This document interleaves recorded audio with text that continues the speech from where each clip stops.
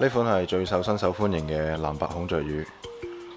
咁基本上大家一開始接觸孔雀魚都係接觸佢先㗎啦。好，而家落啲飼料，睇下佢哋食唔食先。佢哋而家擺喺個展示缸度緊張嘅話，可能係唔會進食住嘅。條公魚率先食咗啦。條魚腩聞到啦，有反應啦。條魚腩係差唔多6、7 cm， 好大條。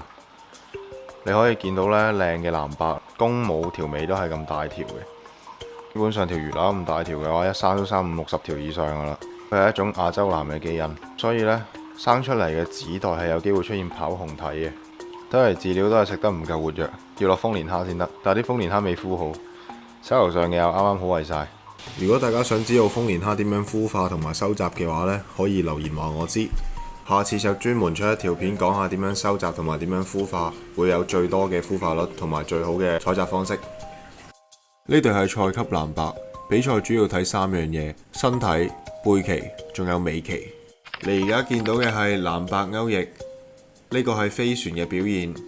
叫得勾翼，顧名思義，佢嘅胸鰭係好似海鷗翼。特點1，胸鰭係會有弧度嘅。特點2，胸鰭嘅末端係會有拉尖。一般嚟講，如果胸鰭大到接近尾巴嘅位置，咁呢個就係飛旋表現啦。下條片我會同大家分享下我喺廣州批發市場嘅所見所聞。